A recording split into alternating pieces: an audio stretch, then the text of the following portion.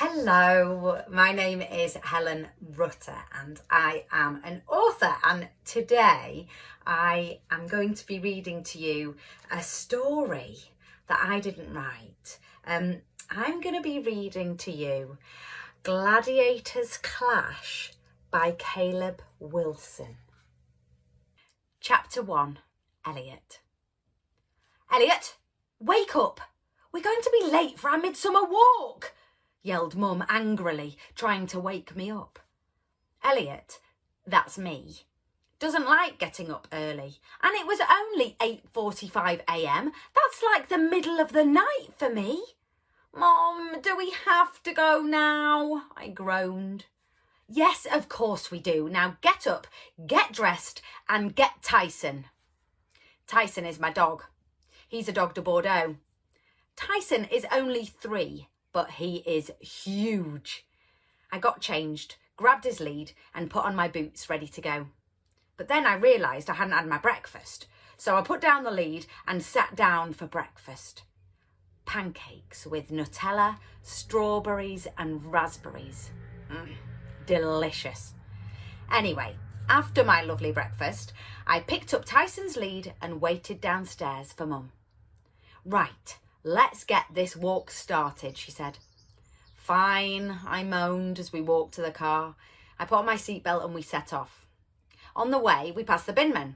They're really nice. Then we drove past the park and I saw my friend Jack playing football. After about 10 minutes, we arrived and parked the car. Right, let's get started, Mum said. We got out, grabbed Tyson and began our walk. Chapter 2. The forest. The forest is a huge, peaceful place. It's calm and relaxing. You can take your dog for a walk, but my mum takes it as an opportunity to scream, shout and stomp around with her noisy footsteps. Tyson was already tired, even though we'd just started. Mum, shush! Your footsteps are really loud and stop yelling, I complained. Fine, she huffed, but now it's boring. We continued walking and I decided to lighten the mood. Hey, Mom, what do monsters call knights? I asked. What? She replied. Tinned food, I said. Mum burst out laughing. That's a good one, Jamie. Thanks, Mum. Hey, do you want to play hide and seek? Yeah, sure. I'll count. 10, 9, 8. I ran deeper into the woods. 7, 6, 5. Her voice grew fainter as I ran further away. 4, 3, 2, 1. By now, her voice had disappeared completely. I was too far away to hear her. But I wasn't thinking about that. I had spotted something. Hidden beneath the trees was a moss-covered structure. It didn't look natural. It looked man-made, like it was built for something.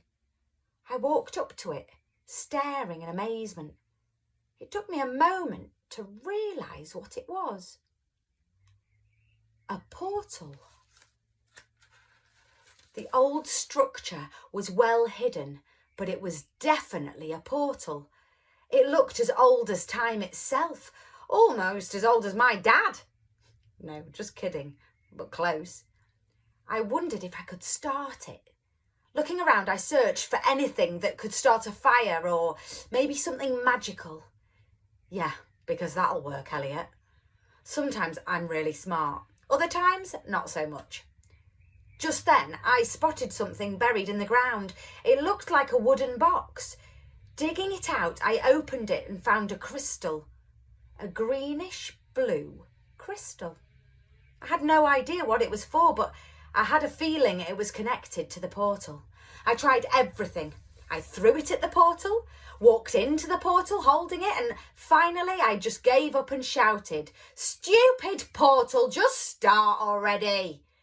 And of course, that's when a bright purple light shone from the centre of the portal. I had done it. Feeling nervous, I stepped closer. Should I go in? I took a deep breath, plucked up my courage and jumped in. Chapter 3, Ancient Rome. The sensation of flying through the portal was sort of ticklish. I still don't know if I liked it or not. After about 5 minutes, it suddenly stopped. I opened my eyes. I wasn't in the forest anymore. It was a town. An old town. A really old town. All the houses were either made of sand or wood, but the real giveaway? The people. They were wearing sheets and sandals. To be honest, it looked kind of comfy. I started walking around, trying not to stand out, but of course my plan failed. "Hey, what are you doing, little comrade?" I turned to see a strange-looking man. He looked important. A royal guard, maybe. He was armed, so I didn't argue. "Come with me, little boy," he commanded. We walked through the crowded streets and then I saw it, a huge stone building right in the middle of the town. I knew exactly what it was, the Colosseum. I wasn't in England, I was in Rome. Ancient Rome. I must have gone back in time. At least 1500 years. The guard led me to a palace, easily the biggest building in the city. It had at least 200 rooms, but he took me to the largest one. Inside, on a huge throne, sat a woman. "Hello, young boy," she said. "What is your name?" Elliot, ma'am. And what's yours?" She frowned. "Whatever do you mean? Everyone knows my name in this land." "Sorry, I'm from England."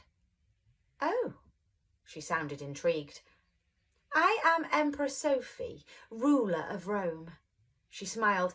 "Are you a mighty warrior?" I don't know. Probably." "Okay, for one, I am not a warrior, and two, I am definitely not mighty. So why did I just lie to a Roman emperor?" Before I could take it back, she clapped her hands, and I was suddenly being suited up in armour. Oh no. They took me to the Colosseum. I stood in the middle of the arena. A man handed me a tiny knife, more like a peeling knife. I had no idea what to do with it, so I just waved it around. Bad idea. I accidentally cut my own arm. "Ow!" I yelped as blood soaked my sleeve. "I thought he said he was a warrior," Emperor Sophie muttered, and then a loud voice boomed, "And now, Max the Destroyer!" A massive man stomped onto the battlefield. He wore a helmet and chestplate. His armour had a muscular chest engraved on it. He had a huge sword. "How is this fair?" I shouted. "Well," Emperor Sophie said smugly, "you did say you were a warrior." Max charged at me, sword raised. I dodged just in time. Then I saw it, a 10-foot deep pit in the arena floor. I had an idea. "Hey man, come at me," I taunted. He charged again. At the last second, I jumped out of the way. Max fell straight into the pit. "Winner!" the loud voice announced. The prize? A portal back to the 20th century. I jumped in. Perfect. And just like that, I was back in the forest. I started walking towards the car park and then ran into my mum. "Where were you? I was looking for you everywhere." I grinned. "I can't tell you, but I'm really glad to be back." The end. Now, thank you so much, Caleb Wilson, for such a wonderful story. And thank you all for listening.